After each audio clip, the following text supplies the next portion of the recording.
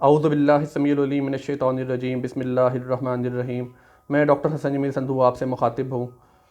اس video میں انشاءاللہ تعالیٰ تیسرے پارہ کا باقی حصہ جو کہ سورہ آل عمران کے ابتدائی رکوع پر مشتمل ہے، اس کی تفسیر آپ سے بیان کروں گا۔ اللہ رب العزت فرماتے ہیں کہ قرآن حکیم ہی سچی کتاب ہے جو کہ پچھلی تمام کتابوں کی تصدیق کرتی ہے، لہٰذا ہر انسان کو چاہیے کہ وہ اس پر ایمان لائے، اور اللہ تعالیٰ کے لیے دین اسلام ہی ہے۔ اگلی چند آیات میں اللہ رب العزت فرماتے ہیں کہ کافروں کا مال اور ان کی اولاد ان کے کسی کام نہ آئیں گے، اور ان کا ابدی ٹھکانہ جہنم ہی ہے۔ اور مسلمانوں کو مخاطب کر کے فرمایا گیا کہ دنیا کی چاہ میں اپنے آپ کو مصروف مت کر لو، دنیا کا مال و زر تمہارے کسی کام نہ آئے گا، حقیقت کی زندگی آخرت کی زندگی ہے اور اسی کی تیاری کرو۔ اس سے اگلی چند آیات میں اللہ رب العزت نے حضرت مریم کا واقعہ بیان فرمایا ہے کہ حضرت مریم حضرت عمران کی بیٹی تھیں اور اللہ تعالیٰ کے مقرب بندوں میں سے ایک تھیں۔ ایک خاص وقت پہ اللہ کے حکم سے وہ ایک حجرہ میں منتقل ہو گئیں جہاں وہ حاملہ ہو گئیں، جبکہ آج تک ان کو کسی مرد نے نہیں چھوا تھا اور وہ کسی کا نکاح میں نہیں تھیں۔ یہ بھی اللہ تعالیٰ کا ایک معجزہ تھا۔ حضرت زکریا جو اللہ کے نبی تھے، وہ جب حضرت مریم سے ملنے ان کے حجرہ میں آتے تو وہ دیکھتے کہ وہاں پہ پھل، کھجور اور دوسری چیزیں پڑی ہوئی ہیں، تو وہ حیران ہوتے کہ یہ تمہارے پاس کہاں سے آئی ہیں؟ تو وہ فرماتی کہ یہ میرے رب نے مجھے دی ہیں۔ حضرت زکریا کا ایمان اس سے مزید پختہ ہوا، اور انہوں نے جو کہ وہ اس وقت بے اولاد تھے، اور انہوں نے اللہ رب العزت سے اولاد کے لیے دعا مانگی۔ تو اللہ نے ان کو فرشتوں کے ذریعے پیغام بھیجا کہ جاؤ میرے بندے زکریا کو یحییٰ کی خوشخبری دے دو، وہ نیک اور صالح ہوگا، عورت کے پاس نہیں جائے گا اور میرے مقرب بندوں میں سے ایک ہوگا۔ حضرت زکریا حیران ہوئے اور انہوں نے کہا کہ اے میرے رب، میں تو بوڑھا ہوں، میری بیوی بانجھ ہے، میرے ہاں اولاد کیوں کر ممکن ہے؟ تو اللہ رب العزت سے فرمایا کہ یہ سب میری مرضی سے ہے، جب میں چاہتا ہوں وہ کرتا ہوں، اور جب میں کہتا ہوں کہ ہو جا تو وہ ہو جاتا ہے۔ کائنات کی تمام چیزیں میرے احکامات کے تابع ہیں۔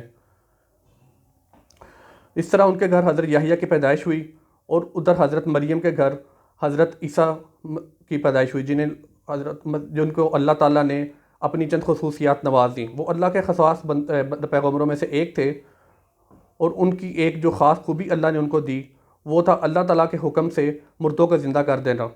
وہ کسی مٹی کے پرندے میں پھونک مارتے اللہ کے حکم سے تو اس میں جان آ جاتی۔ وہ مادر ذات اندھے مطلب پیدائشی اندھے کو بھی اللہ کے حکم سے ٹھیک کر دیتے تھے، اور کوڑ جیسے موذی مرض جس کا اس وقت تک کوئی علاج نہیں تھا، وہ بھی اللہ رب العزت کے حکم سے حضرت عیسیٰ کرتے تھے تو وہ مریض بالکل ٹھیک ہو جاتا تھا۔ یہ اللہ کے معجزے تھے کہ انہوں نے ایک قوالی کے گھر بغیر کسی مرد کے ساتھ جسمانی تعلق قائم کیے بغیر ایک عورت کو بچہ دے دیا، جو کہ آگے جا کے پیغمبر بنا۔ اور حضرت زکریا کو بھی بڑھاپے میں جب کہ ان کی بیوی بانجھ تھیں، ایک بچے سے نوازا جن کو ہم حضرت یحییٰ علیہ السلام کے نام سے جانتے ہیں۔ ان تمام حقائق کو جاننے کے باوجود کہ حضرت عیسیٰ کو اللہ تعالیٰ نے خصوصیات بخشیں، وہ اللہ تعالیٰ کے پیغمبر کے گھرانے میں پیدا ہوئے، بنی اسرائیل ان کے خلاف ہو گئے، اور حق بات جاننے کے باوجود ان کو طرح طرح سے ایذا دینے لگے اور ان کو مارنے کا منصوبہ بنایا۔ تو اللہ رب العزت نے ان کو فرمایا کہ یہ میرا بندہ ہے، اور تم لوگ جھوٹ بولتے ہو کہ یہ میرا بیٹا ہے، جیسے کہ آج کل کچھ لوگوں کا عقیدہ ہے، اور ان کو اپنی طرف اٹھا لیا۔ اور احکامات میں آتا ہے کہ وہ قیامت کے قریب دوبارہ زمین پر واپس آئیں گے۔ ان سے اگلی آیات میں اللہ نے فرمایا کہ دین صرف اسلام ہے، اور قرآن ہی آخری اور سچی کتاب ہے، اور کسی سے بھی کوئی بھی اور دین کسی بھی صورت میں قبول نہیں کیا جائے گا۔ بس جس تک اسلام کا پیغام آ جائے، میرے پیغمبر کا پیغام آ جائے، اس کو چاہیے کہ اس پر ایمان لے آئے اور قرآن پاک کو سچی اور آخری کتاب مانتے ہوئے اس کے تمام احکامات پر عمل کرے۔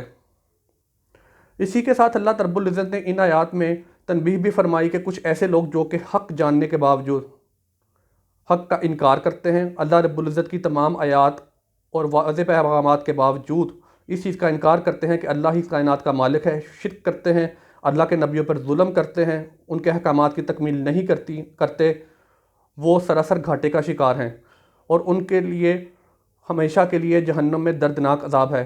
لیکن اگر ایسے لوگ توبہ کر لیں، اللہ تعالیٰ کے بتائے ہوئے راستے پر عمل کرنا شروع کر دیں، تو اللہ رب العزت ان کو معاف فرما دیں گے، اور ان کے لیے آخرت میں بہتر ٹھکانہ انشاءاللہ تعالیٰ ہوگا۔ تو ان آیات سے ہمیں یہ سبق حاصل ہوتا ہے کہ اللہ رب العزت ہی جو کائنات کا مالک ہے، وہ جب چاہے جو چاہے جیسا کر سکتا ہے۔ معجزات اللہ رب العزت کی شان ہے، اور اللہ رب العزت اپنے انبیاء کے ذریعے مختلف انسانوں کو بتاتے رہتے ہیں کہ میں جو چاہتا ہوں کر سکتا ہوں، لہٰذا ہمیں چاہیے کہ ہم اللہ کو ہی اپنا سچے معنوں میں رب مانیں، اس کے تمام احکامات پر عمل لائیں۔ قرآن مجید میں اور نبی پاک صلی اللہ علیہ وسلم کی احادیث میں ہمیں جو احکامات بتائے گئے ہیں ان پر عمل کر کے ایک سچے اور پکے مسلمان ہونے کا ثبوت دیں۔ اللہ ہم سب کا حامی و ناصر ہو، اللہ ہم سب کو معاف فرمائے۔ وما علینا الا البلاغ المبین۔ السلام علیکم ورحمۃ اللہ وبرکاتہ۔